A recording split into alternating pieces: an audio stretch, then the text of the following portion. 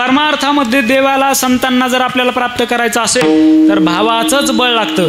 आणि संसारामध्ये सुद्धा क्रांती करायची असेल आपली ऊर्ध्व, त्याला सुद्धा भावाचंच बळ लागतं बरं का. पण आता भाऊच भावाला धरीना, किती अवघड झालेलं आहे. प्रपंचामध्ये सुद्धा काहीतरी विशेष करायचं असेल, आपला नावलौकिक करायचा असेल, जमीन आपल्याला जर असेल प्रयत्नाने मिळवायची असेल तर सगळ्याच्या एकत्रीकरणाने होईल का एकट्याने होईल? अहो पूर्वीच्या काळामध्ये, तुमच्या काळामध्ये भाऊ भाऊ किती असायचे? माझे स्वतःचे आईकडचे जर पाहिले तर मला 3 मावशी आणि 4 मामा, 7 जण आहे.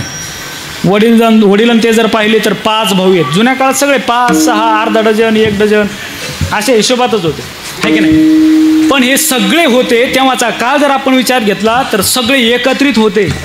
आणि एकत्रित राहून भले संपत्ती कमी असेल पण अंतःकरणात समाधान मात्र खचून भरलेलं होतं. आज सगळे वेगवेगळे झालेले आहेत.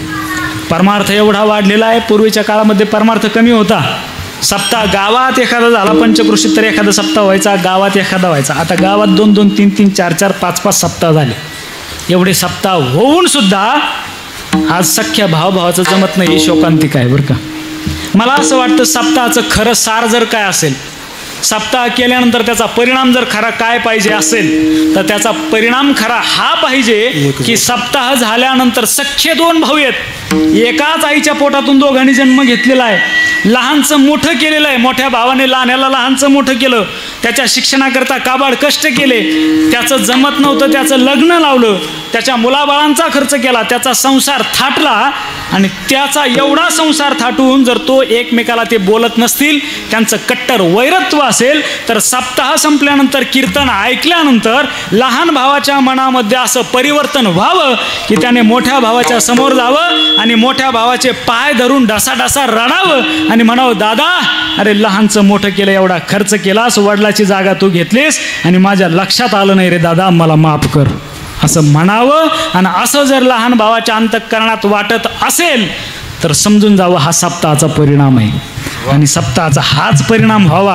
अन्यथा सप्ताहातून लोक किती येतात, वर्गणी किती होते, जेवण किती करतात. आमची महाराज काय सांगायचं, जेवायला 1000 लोक, कीर्तनाला 50-60. असं जर होत असेल काय सप्ताह करू? काय भावाचं जमत नसेल, भावाचं जमावं. सासू सुनाचं जमत नसेल, त्यांचं जमावं. त्यांचं तर एवढं युद्ध चाललेलं असतंय महाराज. ह्या जन्माचं वैर घेऊन आलेले आहेत, जमतच नाही भाऊ.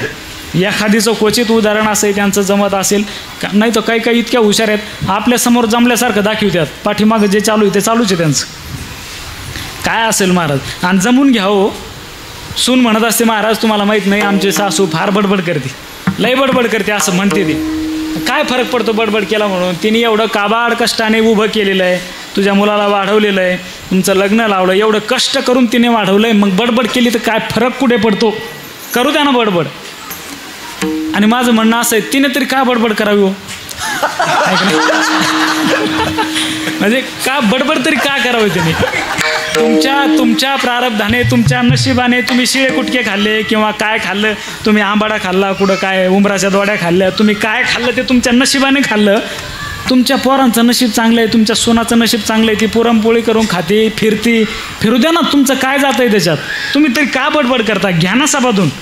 तुमची मुलीने आईश केलेली चालते, तुमची मुलगी फिरली पाहिजे, माझी मुलगी बसली का कशी सत्यनारायणाचा जोडा दिसतो, आणि तुमच्या मुलासोबत तुमची सून पाठीमागे दिसली का बसली, चालली कुठंतरी फिरायला घरचं काम सोडून, असंच वाटतं ना. घ्या ना जमून. असं समजा ती जशी माझी मुलगी आहे आणि ती आनंदात राहिली की मला आनंद होतो, असं समजा ही घरातली सूनसुद्धा माझीच मुलगी आहे, ती जर आनंदात असेल तर मला आनंद व्हावा. हा सप्ताहाचा परिणाम व्हावा बरं का. 2 मित्रामध्ये जमत नसेल त्यांचं जमावं, हा सप्ताहाचा खरा परिणाम व्हावा. तुम्हाला सांगतो आज देव धरणं म्हणजे काय, तुकोबाराय सांगतात देव धरला. देव धरणं म्हणजे मला असं वाटतं प्रत्येकाच्या हृदयातला देव आपण जाणणं, याला खरं देव धरणं म्हणतात. प्रत्येकाच्या हृदयात देव आहे अशी आपल्या अंतःकरणाची वृत्ती व्हावी, भावना व्हावी. नाही तर माणसं एवढी निर्दयी झालेली आहेत बा, एवढे निर्दयी झाले माणसं, दयाच राहिलेली नाही अंतःकरणात. गाडीवर जरी चालले ना, गाडीवर चाललेले असले, आता कुत्र्याचा स्वभाव आहे मागं पळणं, बरोबर आहे ना. कुत्रे मागं पळतात, त्यांना दुसऱ्याची गती सहन होत नाही, ते फिरतात मागे पळतात. मग गाडीवर चालल्यानंतर त्याच्याविषयी अंतःकरणात दया यावी, ते प्राणीच येतो, पण काय त्याच्या अंगावर गाडी घालून जातात. दयाच राहिलेली नाही महाराज.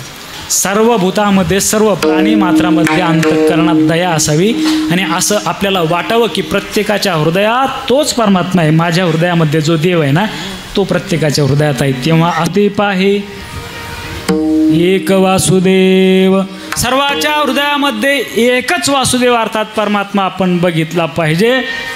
जर हे संतांचे प्रमाणाचे जर आपण अंतःकरणामध्ये हे प्रमाण जर प्रत्येकाने बिंबवलं तर मला नाही वाटत महाराष्ट्रामध्ये, जरा जाणीवपूर्वक बोलतो, ही अशी प्रमाण संतांचे जर आपण अंतःकरणामध्ये ठसवले तर मला नाही वाटत महाराष्ट्रामध्ये संतोष देशमुख सारखी प्रकरणं होतील, महादेव मुंडे सारखी प्रकरणं होतील, आमच्या अनेक माया बहिणीवरती अत्याचार होतात त्या अत्याचार होतील. हे प्रमाण संतांची प्रमाणं जर प्रत्येकाने वाचले आणि अंतःकरणामध्ये जर ठसवले, तुझ्या हृदयात देवच आहे तुमच्या हृदयात, असं जर माझा भाव झाला तर अशी प्रकरणं होणारच नाहीत ना महाराज. दयाच राहिली नाही, अंतःकरणात दया असावी. तुकोबाराय म्हणतात सर्वांच्या हृदयामध्ये तो परमात्मा आहे आणि त्याची अनुभूती आपल्याला व्हावी. त्याची अनुभूती जर आपल्याला झाली तर आपण नक्कीच परमार्थाच्या आणि परमात्म्याच्या वाटेवरती आहोत असं आपण समजून जावं. विठ्ठला विठ्ठला.